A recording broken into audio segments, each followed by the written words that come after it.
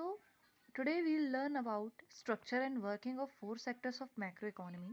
उससे पहले आपको इकोनॉमी क्या होती है, ओपन वर्सेस क्लोज्ड इकोनॉमी क्या होती है, product market versus factor market क्या होता है, ये थोड़ा सा पता करना पड़ेगा। इकोनॉमी क्या होती है? एक सिस्टम होता है जिससे एक देश की मतलब अर्थव्यवस्था एक क्या है, एक सिस्टम है जिससे देश कैसे अपने इनकम जनरेशन कर रहा है, मतलब इस सब से पता चलता है। तो ये जो आपको डेफिनेशन अभी पॉपअप हो रही होगी स्क्रीन में, आप पढ़ लें। फिर ओपन वर्सेस क्लोज्ड इकोनॉमी क्या होती है? ओपन इकोनॉमी वो होती है जिसमें चारों सेक्टर होते हैं, I mean which means foreign sector भी इसमें इंक्लूडेड होता है। क्लोज्ड इकोनॉमी में तीन सेक्टर्स बस होते हैं, अभी हम सेक्टर आगे पढ़ेंगे। फॉरेन सेक्टर मतलब फॉरेनर्स के लिए, रेस्ट ऑफ द वर्ल्ड के लिए क्लोज्ड इकोनॉमी बंद होती है, फॉरेन के बंदों के लिए, ठीक है। प्रोडक्ट मार्केट क्या होता है? मार्केट मतलब ऐसी मार्केट मतलब जहाँ लेन देन हो। प्रोडक्ट मार्केट मतलब वहाँ लेन देन होता है प्रोडक्ट्स का, गुड्स एंड सर्विसेज का। वहीं फैक्टर मार्केट में लेन देन होता है फैक्टर्स का, फैक्टर्स ऑफ प्रोडक्शन का। ठीक है, समझ में आ गई बात। अब मैक्रो इकोनॉमी में हम क्या करते हैं, इसको हम डिवाइड कर लेते हैं into sectors based on institutional features. देखो, इंस्टीट्यूशनल फीचर्स में ही हम डिवाइड करेंगे। नेचर ऑफ एक्टिविटी में करेंगे तो हम प्राइमरी, सेकेंडरी और टर्शरी में करेंगे। यहाँ इंस्टीट्यूशनल फीचर्स की बात करी गई है, ठीक है। तो इंस्टीट्यूशनल के बेस पे हमने इकोनॉमी को, किसी भी इकोनॉमी को स्ट्रक्चर दे दिया है इनटू फोर सेक्टर्स, ठीक है। हर एक सेक्टर एक स्पेसिफिक रोल प्ले करता है in production, income generation, employment and development, ठीक है। ये जो फोर सेक्टर्स हैं यही इंगेज होते हैं आगे हमारे सर्कुलर फ्लो ऑफ इनकम में, ठीक है। इकोनॉमी को पढ़ने के लिए, है ना, अब नीड बता रही हूँ मैं, ये नीड है ना। इनकम, एक्सपेंडिचर, आउटपुट, सर्कुलेशन, मतलब एक सर्कुलर फ्लो ऑफ इकोनॉमी को पढ़ने के लिए हमें इन चार सेक्टर्स का जानना बहुत ही आवश्यक है, ठीक है। आप थोड़ा सा ये भी देख लो आप।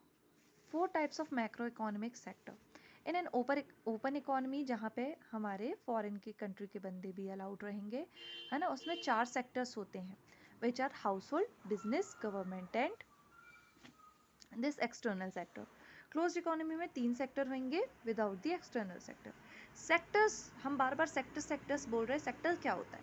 Sector of an economy refers to the particular group of people with homogeneous characteristics. Homogeneous मतलब सेम कैरेक्टरिस्टिक्स जो लोग पजेस करेंगे, जो इंडिविजुअल्स पजेस करेंगे, जो ग्रुप ऑफ इंडिविजुअल पजेस करेगा, उसे हम कहेंगे एक सेक्टर। तो सबसे पहले आता है हमारा house hold sector. House hold sector क्या होते हैं? Consumers of goods and services होते हैं, owners of factors of production होते हैं।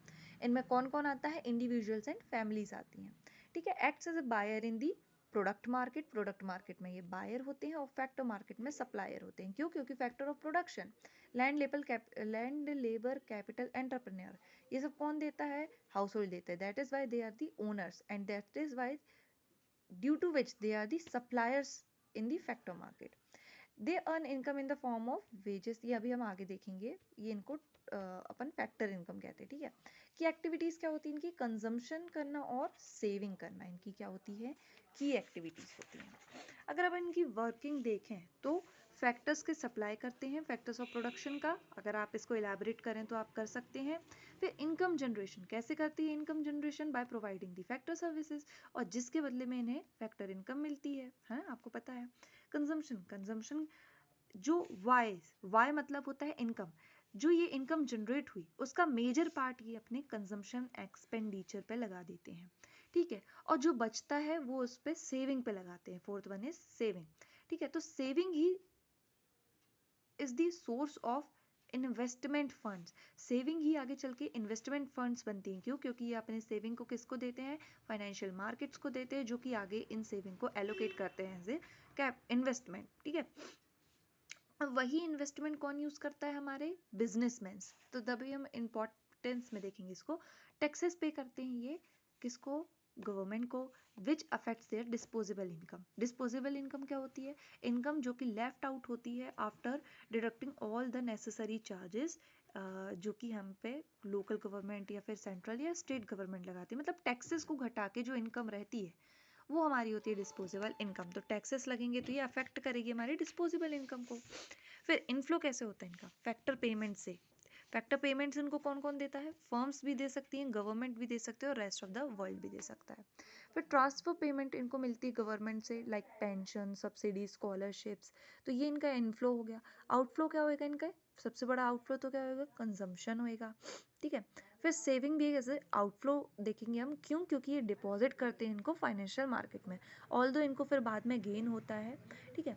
फिर टैक्सेस, टैक्सेस में भी इनका आउटफ्लो होता है, इम्पोर्ट्स में भी इनका आउटफ्लो होता है। मतलब इन लोग पैसे खर्च कैसे करते हैं और पैसे कमाते कैसे हैं।